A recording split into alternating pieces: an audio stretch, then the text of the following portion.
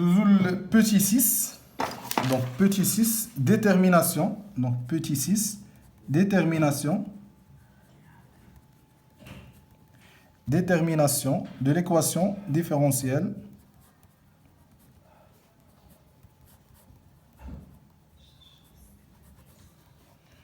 par l'étude énergétique.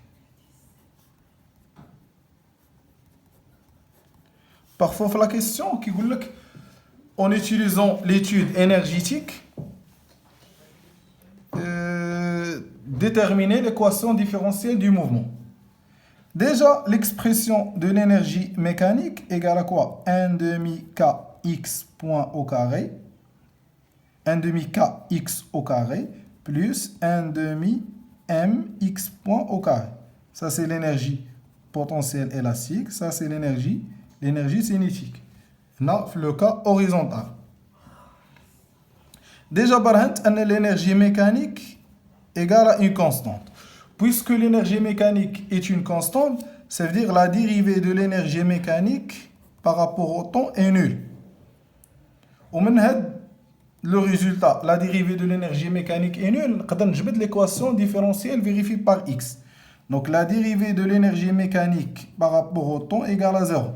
Et je remplace E1 par son expression. Donc la dérivée par rapport au temps, dit 1 demi kx au carré plus 1 demi mx point au carré égale à 0. Donc, on va la dérivée. Donc, 1 demi k, la dérivée dt de x au carré, plus 1 demi m, la dérivée dt de x point au carré, égale à 0. Alors, 1 demi k est une constante, ou 1 demi m est une constante, et il déjà, dans le maths, la dérivée de f au carré, c'est 2f fois f'. Donc, la dérivée de x au carré, donc on a 1 demi k, la dérivée de x au carré, donc il y a 2 x point, plus 1 demi m, on a juge, x point, la dérivée de x point, il y a x2 point, égale à 0. On a x point, facteur de m, x2 point, plus kx égale à 0. Puisque le corps S en mouvement, ça veut dire x point différent de 0. Ça veut dire à tout là, mx 2 points plus kx égale à 0. Donc x 2 points plus k sur mx égale à 0. Donc voilà l'équation différentielle du mouvement. Donc ça c'est l'équation différentielle. Donc ça c'est l'équation différentielle du mouvement. Et qui veut déterminer l'équation différentielle par l'étude énergétique dans le cas d'un mouvement conservatif. D'abord nous le petit 7. Petit 7, on va dire l'énergie mécanique ou bien le diagramme énergétique dans le cas d'un mouvement sans frottement. Donc, petit 7, diagramme énergétique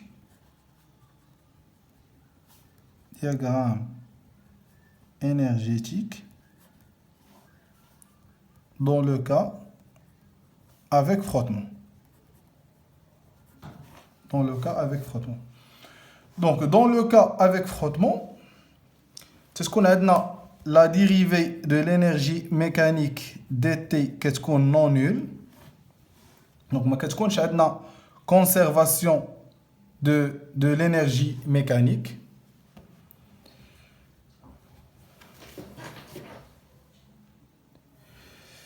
Qu'est-ce qu'on a dit, la conservation de l'énergie mécanique. Qui qu'on a dit, le diagramme énergétique.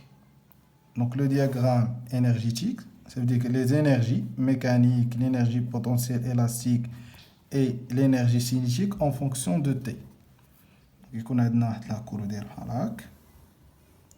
Donc, une énergie diminue jusqu'à sa nulle. Deuxième courbe,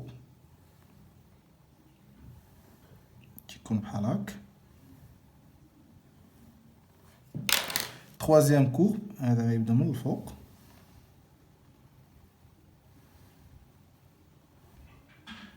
Jusqu'à ça. عندنا هاد la courbe 1. هذا الأحمر c'est la courbe 2.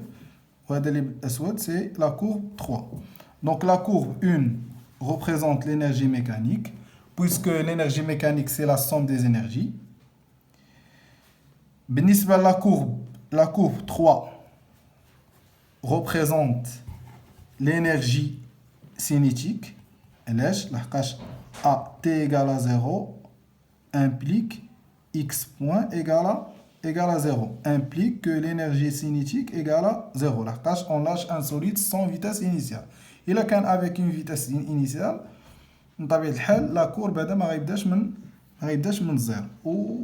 و la courbe 2 représente l'énergie potentielle élastique. دابا ندوزو واحد الفقرة هي خاصة بالعلوم الرياضية. مثلا تيقولوا لهم montrer qu'il y a conservation de l'énergie mécanique en appliquant le théorème de l'énergie cinétique. Donc conservation de l'énergie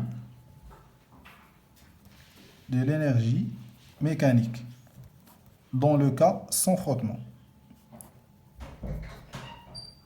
ou bien dans le cas des oscillations libres non amorties. Donc appliquons le théorème de l'énergie cinétique.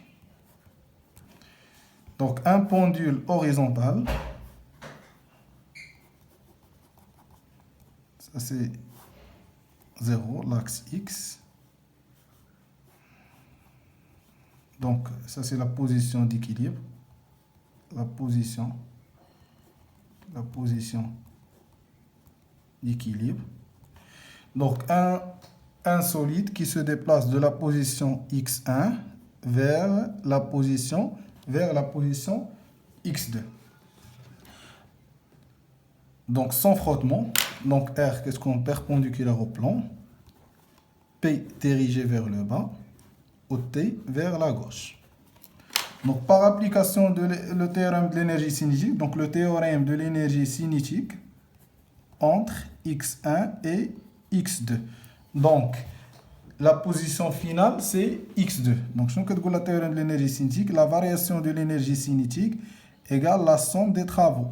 Donc la variation de l'énergie cinétique égale le travail de R au cours de déplacement 1, 2, plus le travail de P au cours de déplacement 1, 2, plus le travail de T au cours d'un déplacement 1, 2. Donc le travail de R est 0, puisque R est perpendiculaire au vecteur déplacement. Le travail de P est nul, puisque P est perpendiculaire au vecteur du déplacement. Donc la variation de l'énergie cinétique égale le travail au cours de déplacement 1, 2 de la tension du ressort. Déjà, on a montré que le travail au cours du déplacement 1, 2 de la tension du ressort égale à moins la variation de l'énergie potentielle élastique. Donc, je remplace le travail de T par moins delta EPE. Donc, la variation de l'énergie cinétique égale à moins delta EPE. Donc, la variation de l'énergie cinétique plus la variation de l'énergie potentielle élastique égale à 0. La variation de l'énergie cinétique plus la variation de l'énergie potentielle égale à la variation de l'énergie mécanique égale à 0, puisque l'énergie mécanique égale l'énergie cinétique plus l'énergie potentielle élastique. Donc, ça veut dire l'énergie mécanique en 2 moins l'énergie mécanique en 1 égale à 0, implique que l'énergie mécanique en 1 égale l'énergie mécanique en 2. Donc la variation de l'énergie mécanique est nulle, donc conservation, donc il y a